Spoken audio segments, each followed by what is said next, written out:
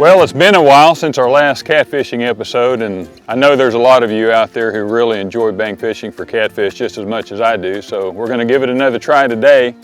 In our first episode, we focused on points that jut out into lakes. That's one of my favorite spots to fish, especially if there's been a headwind or a flanking headwind blowing into that point. Sometimes very productive for catfish in lakes. The next episode, we just fished an old mud flat. Many of our lakes here in Oklahoma have, especially on the upper end of the lakes, mud flats with basically no topography, no structure to speak of, no variation in depth, all the things you normally look for in a good catfishing spot. But those mud flats get really productive, especially in the springtime, particularly when the shad start spawning and you can really fill up a stringer sometimes. But we're going to switch gears today a little bit and employ one of my favorite tactics for bank fishing for catfish, and that's fishing in running water after a flooding rain, which is what we've had here in the Texoma region.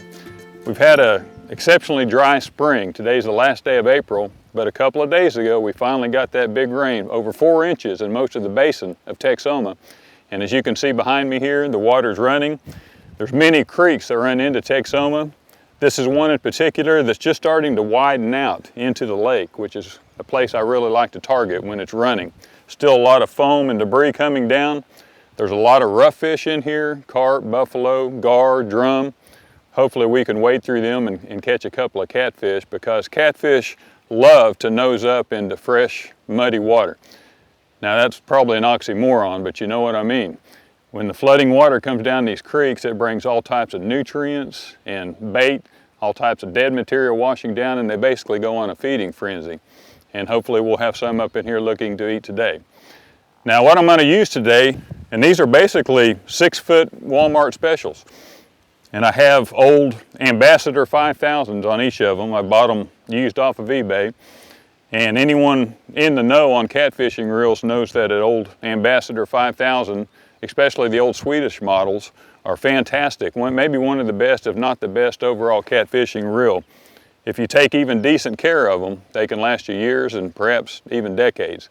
I've got them spooled up with Berkley Trilene big game 30-pound test line, so we can hold anything if we happen to get a hold of a big one today. And basically my setup is real simple, same as always. I got a 4-ounce bank sinker on the bottom.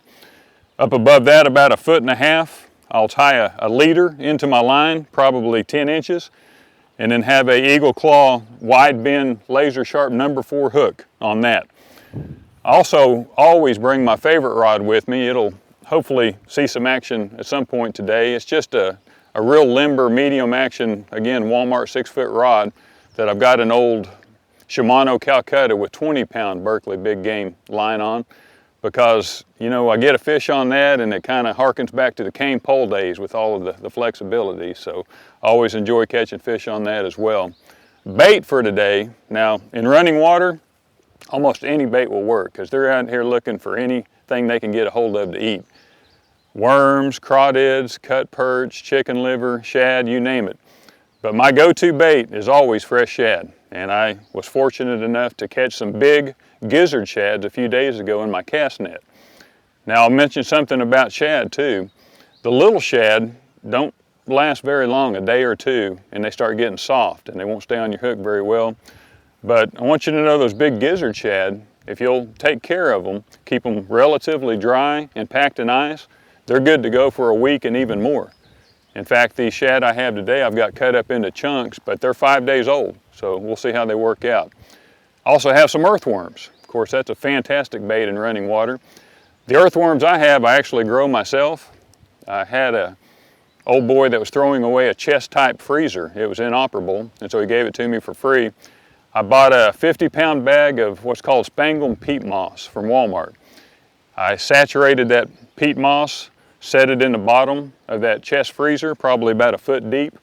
Put my earthworms in there. They're called Georgia Browns. They're not as long as a night crawler, but they're real fishy worms. They'll definitely catch catfish if there's any around. And I feed them about once a week with chicken crumbles. That's basically chicken feed. You can get a 50-pound bag at a feed store for $7, $8. And if you think about it, you can hardly buy 2 containers of night crawlers at the bait shop for that much money. So it's pretty economical. And I keep that chest freezer on the north side of my shop building so it doesn't get that direct hot sunlight during the summer. And they'll keep all year round and they'll reproduce in there. So you'll always have bait available when it's time to go fishing. And lastly, I've got some grub worms. Just white grubs, beetle grubs. I don't use them very often because I don't find them, quite frankly, very often. But funny story, a couple of days ago, we was having one of those big deluges of rain. And I looked outside. I have a dog, it's a shepherd mix named Shep. Real original, I know, but he was a rescue dog. And I saw him eating stuff off of the ground, running here and there. I didn't have any idea what he was doing, so I went out there to take a look, and those grub worms were coming up out of that wet ground to get out of the water. And he was picking them off one by one and swallowing them down, kind of like a great blue heron swallowing a perch or something. I didn't know dogs would eat grub worms, but this one will. Maybe he's watched too many episodes of Naked and Afraid, I'm not sure, but I was able to get ahead of him and get me about a dozen, so we'll put grub worm on one of these poles and see if it'll produce. Grub worm was always one of my dad's favorite fishing baits, and my dad and I, this time of year in April, would always take a week. I would take off work. We would fish all week, every day, bank fishing for catfish. We did that for decades. And he passed away last day of November in 2020, died of COVID-19, actually. And so I'm gonna dedicate this day to him because I know he would love to be here today. Now, he lived a long life. He was just 2 weeks shy of 95 years old, healthy the whole time, World War II, Battle of the Bulge vet. So he had a full life and he's gone on to his reward, so that's a good thing. But we'll dedicate this day to him. But enough talking, we're gonna get these baited out and tossed in and see if we can get a rod to bend. We'll put a piece of cut shad on this first one here.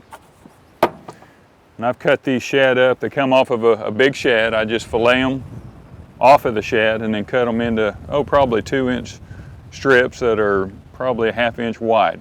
Now the thing to remember is you want to have plenty of your hook exposed after you put this chunk of shad on there. So just come down probably 1/8 to 1/4 of an inch below the top of the cut bait, bring it through, make sure any scales that were on the barb or the tip of the hook are removed, so you have that sharp hook and your barb available.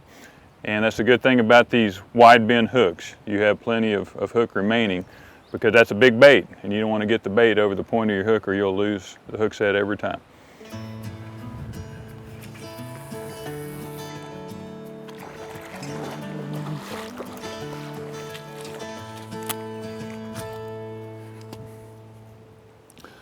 Put that one right out by that floating debris out there. That's always a little bit of structure. Even in running water, I like to target it. We're gonna put a grub worm on this hook. It's one of those big white grubs I was talking to you about earlier.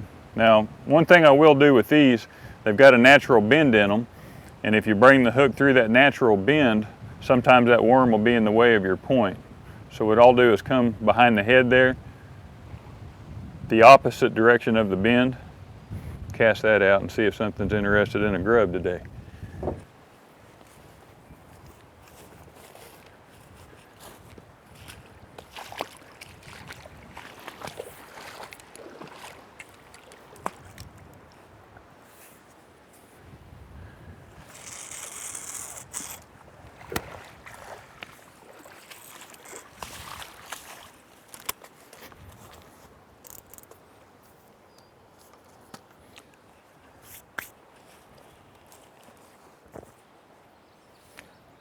Put some earthworms on this one. These are those little Georgia brown worms that I was telling you about earlier. They're not big, but they're active. And I don't think there's any proper way to hook worms on. I have a way I do it. I like to leave as much of the worm wiggling off of the hook as possible. So I'll basically grab I'll come down from one end of the worm just a few millimeters, bring the point of the hook through, maybe 1/4 inch, bring it back out, fold the worm over, do that again, and then come back out of the worm before I reach his other tip. So you have all of those worm tips floundering around out in the water. I think that's a good thing. I like a full hook of worms as long as I've got plenty of the end of the hook exposed, the tip of the hook. That'll do it.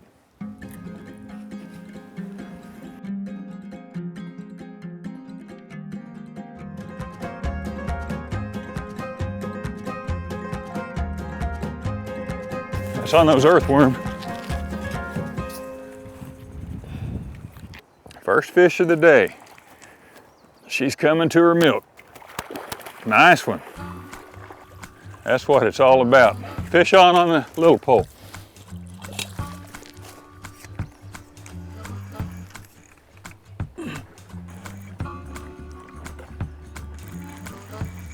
That one hit a piece of that shad. We got here another blue cat.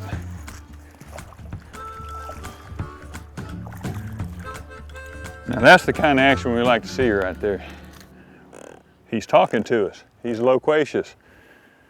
As Carl from Sling Blade might say, I like the way you talk. Anyway, this is a blue cat. Of course, they're generally lighter in color than a channel cat, but the best way to identify them, because sometimes in certain water turbidities they look kind of similar, especially a bull-headed channel cat can resemble a blue cat out of clearer water. On the anal fin here, a blue cat is blunt, straight across, B and B. A channel cat is curved, C and C. That's how I always remember them. But yeah, that's a pretty Lake Texoma blue cat right there. Really good eating size. I figure that fish will weigh 4 pounds maybe. That one's gonna weigh about 7.5 pounds. He's fat, meaty, makes some fine fillets.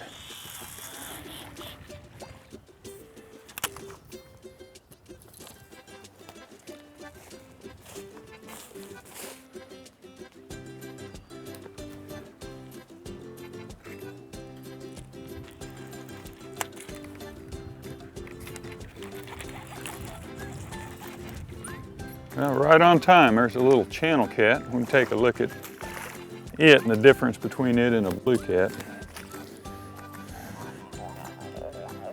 Oh, he's talkative too. Now, these channel cat are usually golden colored, of course, and a lot of times we'll have some spots or speckles on them. But again, that anal fin down at the bottom, you'll see that it's got a curve to it. Unlike a blue cat, that'll be blunt, straight across. So channel curve, blue cat blunt. And normally you can tell just at a glance by their color and so forth, but occasionally they look fairly similar, and that's the best way to scientifically tell the difference. But we'll let him grow a little bit. Helen. Yeah.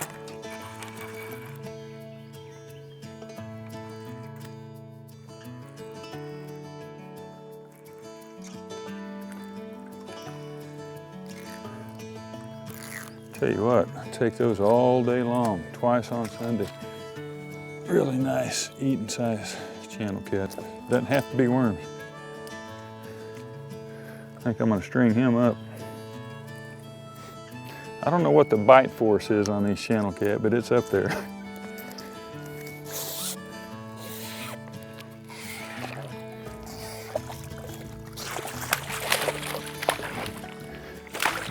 Well, we've already got enough for supper. It's just bonus from here on out. There we go.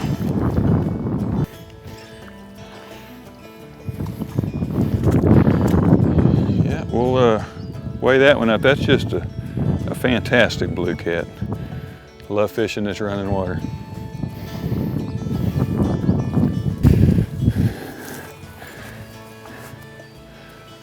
Yeah, he's gonna clear 12. It's always from the tip of the snout to the end of one of the forks in the tail. 30 1/4. So we've got our 30-inch fish for the day. 12 and a half pounds. That's what it's all about. We'll dedicate that one to my dad, Marvin Banta, right there. He'd have a smile a mile long to catch fish like that. I enjoy all types of fishing, I really do. Anything that's biting, I like to be there attempting to catch it, but there is something special about catfishing to me. you know, when you can set your poles out on a beautiful day like today, sit back and relax and, you know, watch you getting a bite right now and let the fish come to you. I like that more passive type of fishing. To me, it's more relaxing, and I think that's why I give it the edge over other types of fishing from the bank.